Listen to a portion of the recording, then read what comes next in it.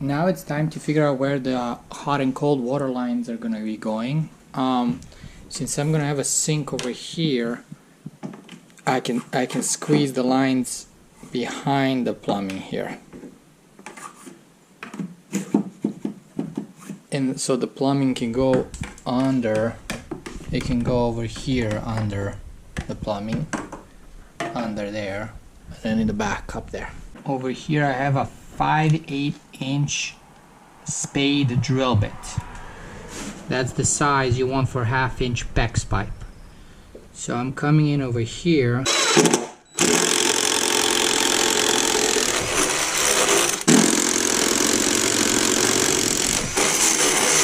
And now I'm gonna come over here.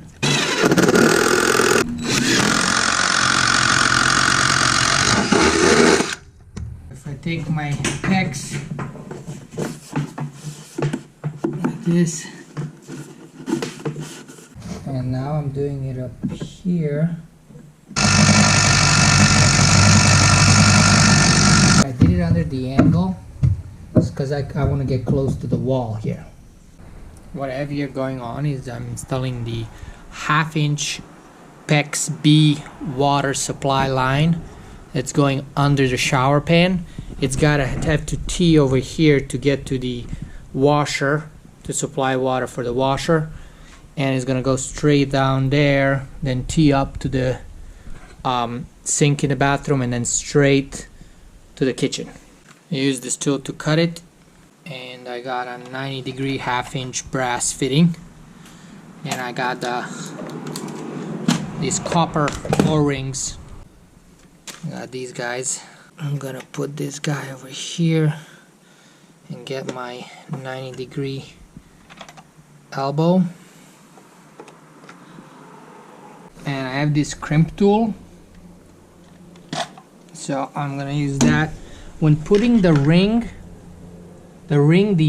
edge of the ring needs to be 1/8 of an inch to 1/4 away from the edge of the PEX, and make sure that the whole ring is covered with the tool, so you don't only crimp one side, half of it, you know. There we go. That's good. It's 1/8 between 1/8 to 1/4 away from the edge of the PEX. Now I'm using the no-go gauge. I'm using the 1/2 inch sides because that's what the PEX size is here. So at first testing the no-go, it has to be like it's good when it doesn't go all the way, and then I'm switching to go, and go needs to go all the way. I hope you can see this. That means it's correct. If you don't get that, you either have to adjust your tool, crimping tool, to crimp more or crimp less.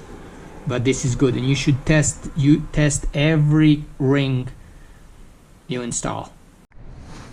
And now I'm coming over here, putting my ring. I now have a T.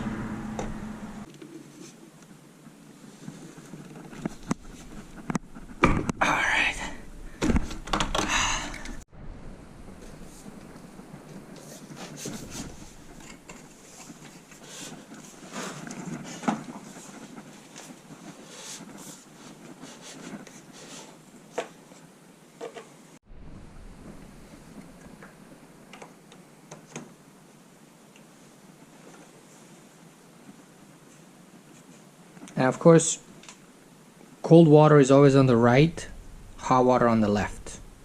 So I have a hole here for the hot line. Same thing on the sink. I installed this one and this one over here, 90-degree going up. I just made this line long, and then I'll cut it to size once I get the box delivered. I had to order online the shallow box because these are 2x3 studs. So Home Depot didn't have any 2x3 boxes for the washer, outlet boxes. So this is looking good. And now I installed this line going to the bathroom sink and then further down to the kitchen sink. And now I got this line going all the way up there to the sink. So I'm installing these supply lines first because the drain lines are gonna be kind of over them over here. So I won't be able to install these ones if I install the drain lines first. Now I'm working on the hot water line.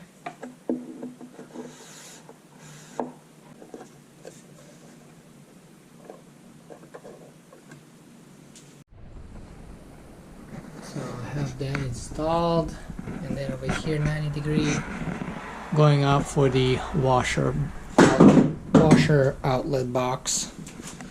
And over here I stagger them like you see this. The red one is sitting more closer to the stud here.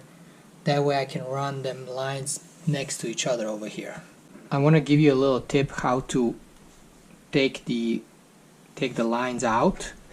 I go on the inside and I find the ending of it or the beginning and I pull it from the inside. I don't cut this foil, this plastic, that's around it. And I just pull it out like that, and I gotta straighten it, so I just carefully bend it. I finished installing the hot water line in the bathroom. This goes to the sink. See that hot is on the left, cold on the right, and they go out there in the kitchen. And I gotta now do it up here in the wall up to the shower here, and as well as further this way to the pump and all that water heater. What I'm working on here is this to get the hot line to the shower. It needs to be on this side, and I also need it to be close to this stud here so I can run the line this way to be behind, because I'm gonna have some drawers here above the water tank. So I can't have it just going like across in the middle here. It needs to go against the wall. And I need to have the hot line come on the sides here and cold on this side instead of coming from below, because of the way I'm going to be mounting the valve here. I'm going to have a big L bracket, heavy duty, because I can't put a piece of wood there because this is a 2x3 and it's not going to have enough room for the valve. So I have to use a metal bracket, L bracket, to bolt it basically to the L bracket. And I don't want to have to drill through the bracket for the lines, so I'm just going to come on the side here like this and boom, straight in. So I'm going to need to do, this one is naturally curved when I uncoiled it, so I don't need to do a 90-degree elbow there. And then here I'm gonna need a 90-degree elbow on the right side. I'm drilling a hole now.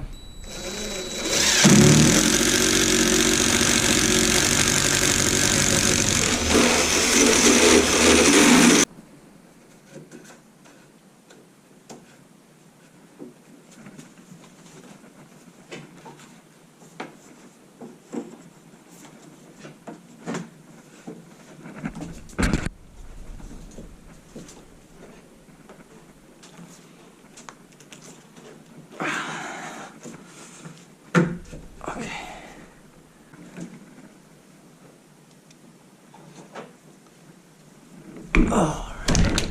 No go good. Go good.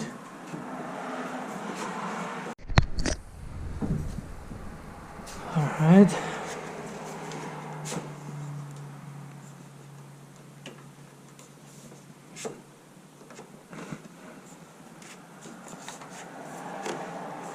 Alright, so now I'm doing this hot water line.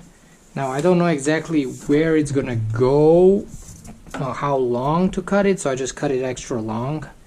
The water heater is gonna be right here, so it's gonna go into the water heater. So I just cut it extra long, and I can cut it down to size and put elbows later on.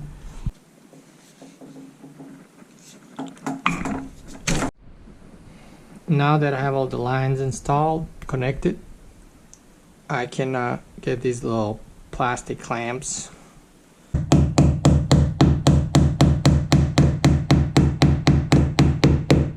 got some of this foam insulation for PEX, 1/2 inch, because I didn't want these PEX pipes to rub against each other and get damaged from vibration over time.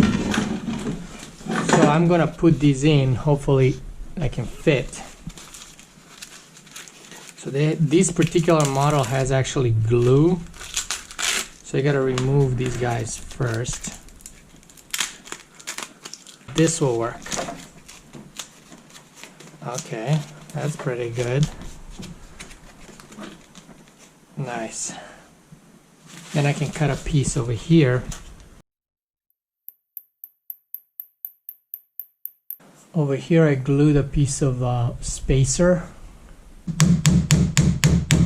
And I've added the foam around the hot water line in a few more spots here, just so they the hot and cold line don't rub on each other.